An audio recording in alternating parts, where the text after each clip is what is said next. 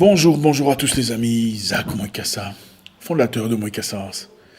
Aujourd'hui, je ne suis pas de très bonne humeur.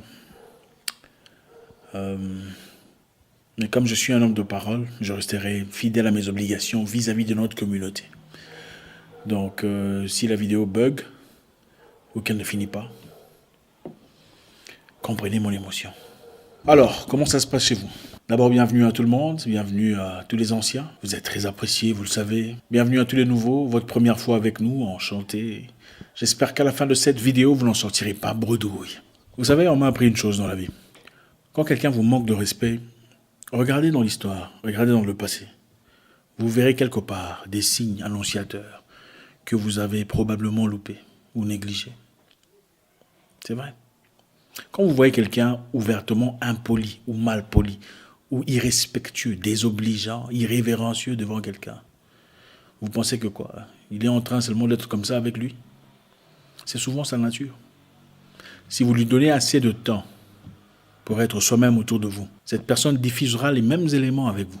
La même impolitesse, le même manque de respect, les mêmes tendances. L'être humain ne change pas. Il devient de plus en plus lui-même. Donnez-lui l'opportunité de devenir lui-même. Vous le verrez. Pourquoi je le dis? Quand vous voyez quelqu'un de soulard, une personne alcoolique, addict, vous pensez qu'il est devenu addict parce qu'il a eu de l'argent? Non, il était déjà soulard depuis longtemps. Il n'avait simplement pas d'argent, il fallait du temps, il fallait qu'il gagne de l'argent pour assouvir ses désirs. Quand vous voyez une personne qui adore les femmes, qui a de l'argent et adore les femmes, vous pensez que c'est quoi? C'est parce qu'il a l'argent? Mais non. Il le faisait depuis longtemps avec des filles moins chères ou des filles qui ne lui coûtaient pas assez d'argent. Maintenant, l'argent justifie ses tendances. Donc regardez l'histoire et vous comprenez la vie. L'histoire nous raconte tout. Vous savez qu'en Amérique, il y a plusieurs années, pas très longtemps d'ailleurs, il y avait un zoo pour humains. Un zoo humain où se réunissaient des humains de toutes races, sauf la race que vous connaissez évidemment. Les Indiens, les Asiatiques du Sud, les Africains, les Aborigènes, tout ça s'est réunissé dans un cirque, dans un zoo aux États-Unis. Et les gens venaient en masse pour voir, pour regarder, pour se moquer, pour titiller. Intéressant, n'est-ce pas? Au début du XXe siècle, 40 millions d'Américains s'est réunissaient comme dans un zoo pour apprécier des humains venant de partout sur Terre, des aborigènes, des asiatiques du Sud, des noirs, établis dans des petits villages. Ils étaient donc obligés de vivre comme ils vivraient dans leur village natal, pour appréciation du public, dans un zoo. C'était justement pour prouver d'une certaine façon la supériorité de la race que vous connaissez sur les autres races. Et dans ce kermesse, on organisait des compétitions d'athlétisme entre chaque race contre la race blanche, pour prouver combien la race blanche était supérieure aux autres races. Le public américain était convaincu que la race blanche était supérieure à toutes les autres races sur Terre. Et ce n'était pas tout à fait de leur faute. Les scientifiques des États-Unis à l'époque, ligués en communauté, avaient confirmé à travers des études, vous savez les études, que la race blanche était biologiquement supérieure à d'autres races. Comme je vous le dis précédemment, l'homme ne devient que ce qu'il a connu depuis son enfance. Quand vous grandissez dans un environnement où on vous dit que vous êtes supérieur à tel ou tel, vous commencez progressivement à croire que vous êtes réellement supérieur à tel ou tel. Quand vous grandissez dans un milieu où on vous dit que vos cheveux ne sont pas beaux, votre visage n'est pas bien, vous êtes trop noir, vous êtes trop sombre, vos dents sont trop bizarres, vos lèvres sont trop charnues, vous commencez progressivement à croire que vous avez besoin des cheveux venant de quelqu'un d'autre ou d'une couleur différente, plus claire, pour vous sentir bien dans votre peau. Les Américains aussi, en ce moment-là, n'étaient pas soustraits de cette équation, parce qu'ils ont grandi dans une communauté, évidemment, où on pensait que la race supérieure était la race blanche. Je suis de mauvaise humeur, mais ça ne bug pas encore. La mauvaise humeur est en train de partir. Continuons. Le racisme et la suprématie de l'homme blanc aux États-Unis vis-à-vis d'autres races étaient jusque-là un concept émotionnel. Mais un homme au nom de Charles Darwin, un biologiste, un scientifique, un homme intelligent comme on aime le dire, a apporté une brique scientifique à la justification de la suprématie et du racisme. Charles Darwin, un Anglais né en 1809, un homme scientifique, un biologiste, un homme intelligent, un chercheur, comme on aime dire, diplômé d'une université qu'on célèbre, après avoir fait des recherches, a convaincu le public que l'homme blanc était mentalement, biologiquement, scientifiquement, physiquement supérieur à toutes les races sur Terre. C'est bien lui qui a poussé avec emphase la théorie de l'évolution, avec l'homme blanc au-dessus et l'homme noir tout en bas à côté du singe. Donc d'après Darwin, l'homme est passé à travers plusieurs phases. D'abord, il était une créature bizarre, sans forme. Ensuite, il est devenu un singe, un orang-outan. Il est devenu ensuite un noir. Il a évolué, il est devenu aborigène, vietnamien. Après, il est devenu blanc. Vous voyez un peu où on va.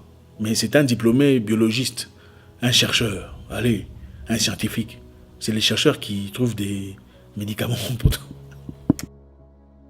Donc, en 1859, il a écrit un livre qui a eu beaucoup de succès au nom de l'origine des espèces. Donc, chaque espèce a son origine. Vous voyez un peu. Ce livre a eu beaucoup de succès partout dans le monde, aux États-Unis et ailleurs. Quand on vous dit qu'il faut écrire des livres, il faut écrire des livres parce que les livres dressent les pensées. Ça donne des idées, une direction. On a besoin des livres pour nos enfants. Le livre de Darwin a dirigé le monde vers une direction qui n'aurait peut-être pas eu... Vous voyez un peu de quoi je parle. L'origine des espèces de Darwin a été la raison de l'opinion des scientifiques de l'époque. Ils étaient clairement des racistes, mais c'est des gens qui ont clairement dit ouvertement à travers la science que l'homme blanc était supérieur à l'homme noir. Donc ne vous sentez pas mal quand vous maltraitez l'homme noir. C'est comme un chien. Enfin, c'est le frère du chien, si pas moi. C'était ça l'opinion des Américains à l'époque. Considérez ça comme ça. Si je vous disais un jour, frère, prenez un verre d'eau et vos maux de tête partiront. Il y a de fortes chances que vous disiez non. Mais si un médecin vous dit prenez un verre d'eau 2 fois par jour et vos maux de tête partiront. Ah, il y a de fortes chances que vous disiez oui. C'est exactement ça. La puissance du scientifique, du docteur, de l'être supérieur intellectuellement. Maintenant, posez-vous des questions. Si la science à l'époque pensait que l'homme blanc était supérieur à l'homme noir, combien de choses on nous dit aujourd'hui où il faut vraiment remettre en question? Il faut toujours tout gober comme ça. À vous de voir. Continuons notre histoire. Donc, Charles Darwin a fait beaucoup de fanatiques parmi ces gens qui avaient déjà envie de croire en la supériorité de la race blanche sur les autres races. Il ne fallait que quelqu'un vienne avec un concept scientifique pour confirmer ce qu'ils avaient déjà envie de croire. Vous voyez un peu. Donc, sur son tableau de l'évolution, le noir était l'ami du singe, au bas du tableau. Et progressivement, il changeait de couleur, changeait de visage, changeait de crâne, changeait de texture, pour finalement devenir blanc. Comme lui. Mais jusque-là, pour confirmer sa théorie de l'évolution, on voulait voir le lien entre l'homme noir et le singe. Il devrait y avoir quelque chose. Enfin, ce ne serait pas normal que le singe soit poilu ou velu pour directement devenir un noir. Il devrait y avoir quelque chose au milieu. Donc, au début du XXe siècle, ils ont fait un grand show, des grandes publicités, où on a dit, on a finalement trouvé le lien manquant entre l'homme noir et le singe. On a trouvé le lien manquant. La pièce manquante est là. Et tout le monde était excité, tout le monde voulait voir. Ils ont dit après avoir été en Afrique, des chasseurs ont pu attraper la créature entre l'homme noir et le singe. La population était bougée de frayeur et de curiosité. Des millions de personnes sont venues voir la pièce manquante entre l'homme noir et le singe. Cette créature était placée dans des cirques, dans des shows, dans des événements, et ils ont fait beaucoup d'argent comme ça. En réalité, c'était un être humain. C'était un noir américain au nom de William Henry Johnson, The Monkey Man, ou l'homme singe. Il a passé toute sa vie dans une cage, pour le plaisir de certains. Et beaucoup faisaient des commentaires disant « Regardez sa tête, c'est comme un singe, oui, c'est la pièce manquante. » Abominable. La théorie de l'évolution a fait beaucoup de succès aux États-Unis à l'époque. Les gens étaient obstinés à ce désir d'être supérieur. Et c'était une obsession incroyable. Tout le monde voulait une confirmation scientifique protégeant leur situation sociale. Et à l'époque, on a vendu beaucoup de théories d'évolution, beaucoup de liens manquants pour faire beaucoup plus de shows et beaucoup plus d'argent. Cette fois-là, on a vendu l'histoire d'une autre femme. On a vendu aussi l'histoire de cette créature labellée le spécimen parfait séparant l'homme et le singe. En réalité, cette créature n'était qu'une jeune femme de l'Asie du Sud souffrant d'hyperpilosité. Elle s'appelait Krao Farini. L'hyperpilosité, évidemment, est une condition génétique qui produit trop de cheveux ou trop de poils. Mais on l'a fait passer pour la créature parfaite entre l'humain et le singe. L'humain étant l'homme blanc, le reste étant des êtres inférieurs à l'humain. À la même époque, on a fait venir des pygmées de l'Afrique, qu'on traitait des sous-humains, comme des chiens. Ils étaient dans des cages, dans le zoo, et 40 millions de personnes venaient pour voir, en extase, par curiosité, pour expérimenter le lien entre l'humain et le singe. L'homme qui a fait venir les pygmées d'Afrique s'appelle Samuel Phillips Werner. C'était un missionnaire. Les missionnaires ont fait beaucoup de dégâts, faut le dire. Ils sont venus prêcher, mais en attendant, beaucoup de choses. Ils ont fait leur cirque, ont fait beaucoup d'argent, venant de 40 millions de personnes. Non, imaginez, même si chacun payait $1, ça fait combien? 40 millions de personnes. Qu'est-ce que les pygmées ont gagné? Quelques habits, quelques étoffes. Au revoir. Parmi ce pygmée s'est trouvé un garçon très brillant, très intelligent au nom de Ota Benga. Il a fait partie du cirque, ensuite a été ramené en Afrique avec tout le monde. Ces pygmées étaient dans des cages avec des singes et on disait qu'ils avaient les caractéristiques des singes. Et ça, c'est des rapports par des scientifiques. Des rapports par des scientifiques. Disons, après observation, on réalise que ces pygmées ont les mêmes caractéristiques que les singes. C'est le cousin direct du singe. Voilà. Après le cirque, après le show, après le zoo, à Brooklyn, New York, ils ont tous été ramenés en Afrique. Et parmi eux, Ota Benga, rapatrié chez eux par les eaux, par la mer ou par l'océan si vous préférez. Ota Benga était un pygmée, un bouti. Il était petit taille, il avait des dons particuliers. En 1906, Samuel Philippe Werner, le même missionnaire, rentre en Afrique pour chercher Ota Benga. La première fois, ils ont fait de l'argent. Il a dit non, avec ces petits, je vais faire encore beaucoup plus d'argent. Il est rentré en Afrique chercher Ota Benga, tout seul cette fois-ci, mais accompagné d'un serpent, d'un perroquet et de 2 chimpanzés. Son espoir était de vendre un nouveau show et de faire de l'argent. Vous voyez, c'est l'argent qui tourne sur toutes choses. L'argent a fait beaucoup de dégâts sur Terre.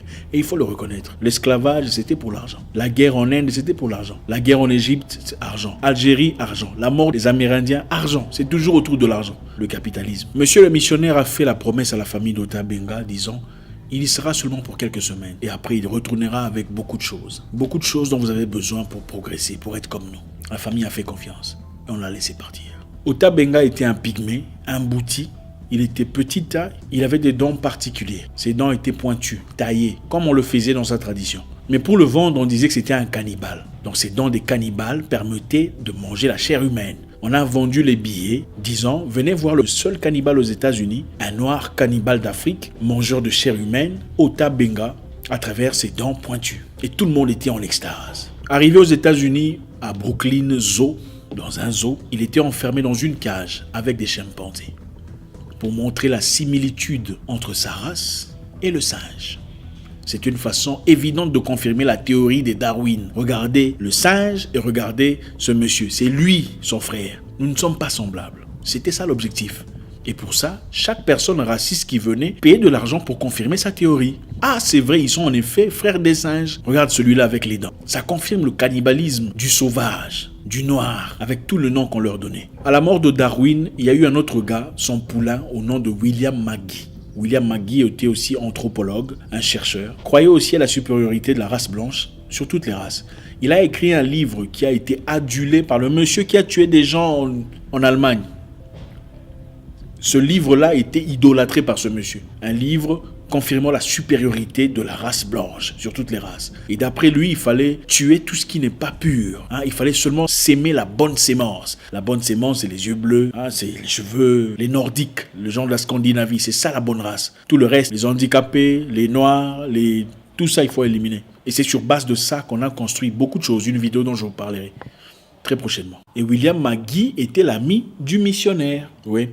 Et on a fait un show un jour où on a laissé Ota Benga courir dans un parc où toute la population new-yorkaise le poursuivait. Imaginez-vous, vous êtes en train de fuir pendant que 40 millions de personnes vous poursuivent. Comme un singe. Terrifiant, n'est-ce pas?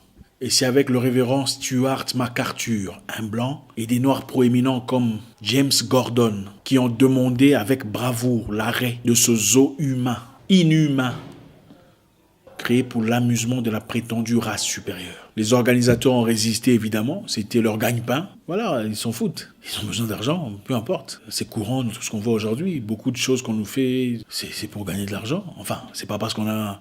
Bref, les très peu de gens qui réfléchissaient de manière cohérente, évidemment, ont demandé pourquoi il y avait un jeune garçon dans la même cage que les singes. Et leur explication était non, il est là pour prendre soin des singes. C'est pour s'occuper des singes. Il n'est pas dans la cage. Comme les singes. Il est là pour simplement s'amuser. Ce n'est pas ce que vous croyez, évidemment. Le fondateur du zoo pensait que les Noirs étaient inférieurs et que tout ce qui naissait d'un couple blanc et autre chose, donc les métis, étaient des monstres. Ils ont résisté, mais on a appuyé. On a mis assez de pression et ils ont arrêté. Et il fallait trouver un lieu pour Ota Benga. En 1913, le début de la Première Guerre mondiale, malheureusement, le jeune garçon ne pouvait plus rentrer en Afrique parce qu'il n'y avait plus de bateaux qui partaient pour l'Afrique. Les États-Unis étaient focalisés sur la guerre, tout le monde était bloqué. Il fallait trouver un moyen pour Ota Benga Comme il n'y avait pas moyen de rentrer en Afrique à cause de la Première Guerre mondiale, il fallait trouver quelque chose pour lui. On l'a envoyé en Virginie, à l'école, pour étudier. C'était très difficile. Il n'a pas pu s'adapter. On l'a envoyé dans un orphelinat. C'était aussi compliqué, la nouvelle vie. Sa famille lui manquait tellement. Non, mais imaginez, vous venez d'Afrique, vous vivez dans la paix, la liberté, vous mangez vos fruits, vous courez les rues, vous nagez dans les rivières, vous vivez votre vie, et on vous place aux États-Unis, à l'école. Dans une vie complètement différente. Pas d'amitié, pas de sympathie, pas de communauté. Plus comme en Afrique en tout cas. Dur. Sa famille lui manquait, ses proches. Et en 1916, il s'est tiré dessus. Il s'est tué.